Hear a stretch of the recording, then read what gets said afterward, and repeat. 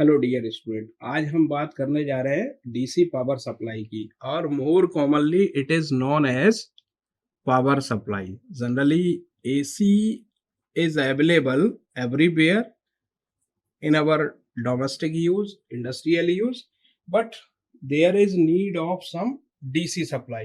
जब भी हम एसी सप्लाई हमारे सभी घरों में भी आता है, इंडस्ट्रीज में भी आता है, पर फिर भी हमें कुछ इलेक्ट्रॉनिक इक्विपमेंट्स को, कुछ इलेक्ट्रिकल इक्विपमेंट्स को रन करने के लिए डीसी पावर सप्लाई की जरूरत पड़ती है। तो वो DC power supply AC power supply से हम अचीव करते हैं, और उसे अचीव करने के लिए जो नाम दिया गया है वो डीसी पावर सप्लाई और मोर कॉमनली पावर सप्लाई के नाम से जानते हैं। जनरली हम सिंपल पावर सप्लाई बोलते हैं, तो उसका मतलब ही होता है डीसी पावर सप्लाई। अभी इस पावर सप्लाई को एसी पावर सप्लाई से, जो एसी मेंस में सप्लाई आता है, उसको अचीव करने के लिए हमें कुछ कंपोनेंट्स की रिक्वायरमेंट होती है।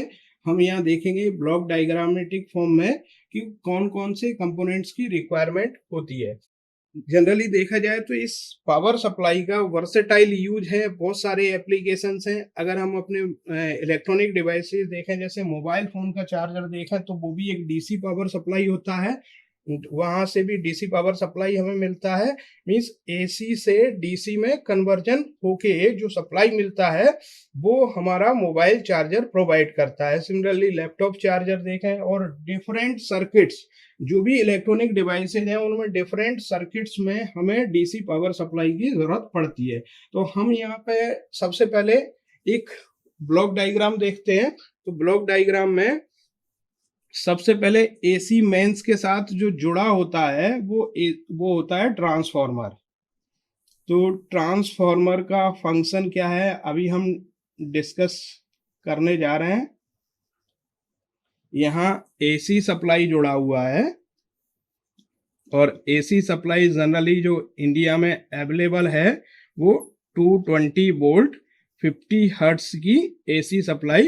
220 वोल्ट उसका पीक 220 वोल्ट एक एवरेज मैग्नीट्यूड होता है, और 50 हर्ट्ज सप्लाई होता है, 50 हर्ट्ज फ्रीक्वेंसी होता है जिस फ्रीक्वेंसी पे वो रन करता है। तो सबसे पहले हम इसको ट्रांसफार्मर ब्लॉक में देते हैं।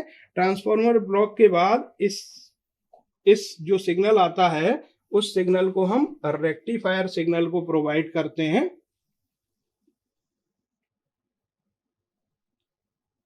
अभी हम वन बाय वन देखेंगे कि कैसे फंक्शन करता है ये। और रेक्टिफायर से जो आउटपुट आता है उसको हम फिल्टर सिग्नल को प्रोवाइड करते हैं, फिल्टर सर्किट को प्रोवाइड करते हैं यहाँ पे। और फिल्टर के बाद वोल्टेज रेगुलेटर, कांस्टेंट वोल्टेज के लिए, रेगुलेटेड वोल्टेज के लिए यहाँ पे वोल्टेज रेगुलेटर को प्रोवाइड करते हैं।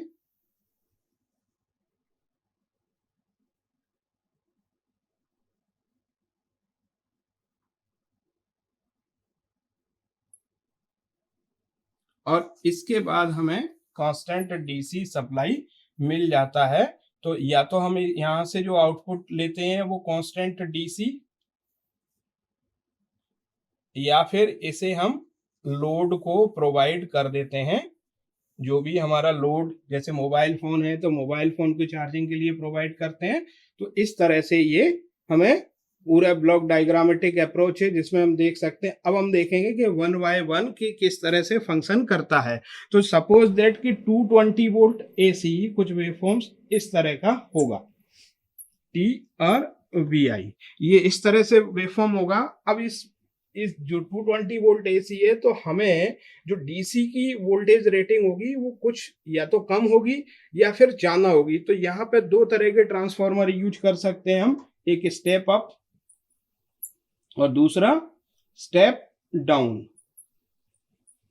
स्टेप अप वोल्टेज लेवल को बढ़ा देता है, स्टेप डाउन वोल्टेज लेवल को कम कर देता है। तो मोस्टली इंडस्ट्रियल एप्लीकेशन में जहां हमें हायर डीसी वोल्टेज की जरूरत होती है, आर्क वेल्डिंग, दूसरे डीसी मशीन्स को रन करने के लिए, वहां पे हम स्टेप अप ट्रांसफार्मर का यूज करते हैं।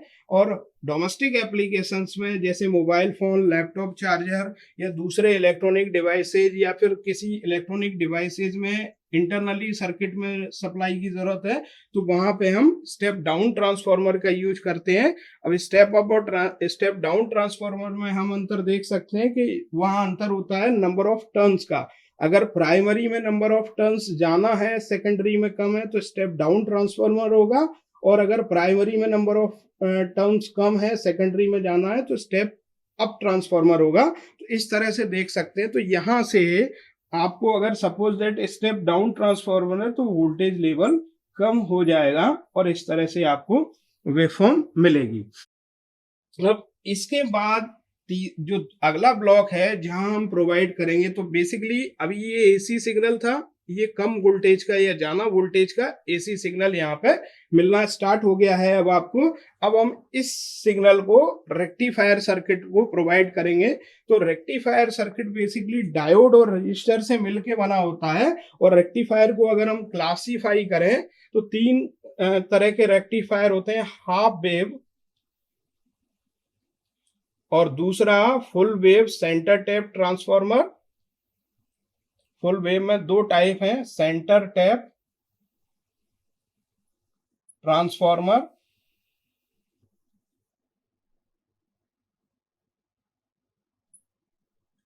और दूसरा bridge rectifier.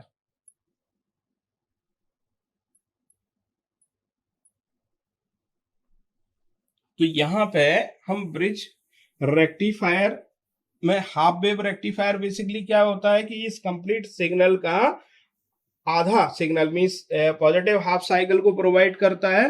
Full wave rectifier में दोनों रेक्टिफायर फुल वेव प्रोवाइड करते हैं कुछ इस तरह से। तो जनरली ये इफेक्टिव होता है, इसलिए हम इस तरह से फुल वेव रेक्टिफायर लेते हैं। और दोनों तरह के रेक्टिफायर को जब हम कंपेयर करेंगे तो ये देखेंगे कि centre tap transformer full wave rectifier के कंपैरिजन में ब्रिज रेक्टिफायर को ज्यादा बेनिफिशियल होता है, इसलिए हम ब्रिज रेक्टिफायर को यहाँ पे प्रेफरेंस देंगे और लेंगे। अभी ये जो सिग्नल मिला रेक्टिफायर से, ये सिग्नल कंप्लीट डीसी नहीं है, इसमें बहुत ज्यादा रिपल्स मौजूद होते हैं। तो इन रिपल्स को कम करने के लिए हम इसे फिल्टर सर्किट से पास करते हैं। और फिल्टर सर्किट में यहाँ पे सिंपल आरसी फिल्टर सर्किट हो सकता है, चोक फिल्टर हो सकता है। चोक मीन्स इंडक्टर को बोलते हैं यहाँ पे। तो सिंपल एक रजिस्टर कैपेसिटर फिल्टर हो सकता है, चोक फिल्टर हो सकता है, एलसी फिल्टर हो सकता है। तो मोस्ट सिंपल टाइप का जो फिल्टर होता है वो आरसी फिल्टर होता है। उस फिल्टर से हम यूज कर सकते हैं, यहाँ पे उस फिल्टर को यूज कर सकते हैं। तो उससे जो वेवफॉर्म मिलेगी वो कुछ इस तरह से वेवफॉर्म मिलती है, कैपेसिटर की चार्जिंग और डिस्चार्जिंग के बेस पे वेवफॉर्म मिलेगी। वो वेवफॉर्म ले सकते हैं, इस तरह की वेवफॉर्म्स को ले सकते हैं। बट अगर इस वेवफॉर्म को देखें तो ये भी प्योर डीसी नहीं है, इसमें भी बहुत सारे रिपल्स प्रेजेंट हैं। जो रिपल्स हमारे इलेक्ट्रॉनिक्स सोफिस्टिकेटेड इक्विपमेंट्स को हार्म कर सकते हैं, नुकसान पहुंचा सकते हैं। तो अगेन इस सिग्नल को हम यहाँ वोल्टेज रेगुलेटर सर्किट से, वोल्टेज रेगुलेशन सर्किट से पास करते हैं। और वोल्टेज रेगुलेशन सर्किट से पास करने के बाद हमें यहाँ कांस्टेंट डीसी मिलता है, जिसमें रिपल्स की प्रेजेंस नेग्लिजिबल होती है। और ये कांस्टेंट डीसी को हम लोड वोल्टेज के अक्रॉस दे सकते हैं। और इस तरह से हम एसी सिग्नल को डीसी सिग्नल में कन्वर्ट कर सकते हैं। तो ये पूरी प्रोसेस रिक्वायर्ड होती है एसी सिग्नल को डीसी सिग्नल में कन्वर्ट करने के लिए। और ये एक ब्लॉक डायग्राम है, सिंपल ब्लॉक डायग्राम या सिंपल प्रोसेस है डीसी पावर सप्लाई, या मोर कॉमनली हम कहें तो पावर सप्लाई के लिए। तो इस तरह की प्रोसेस इन्वॉल्व होती है। हम वन बाय वन सारे प्रोसेस को देखेंगे। Thank you.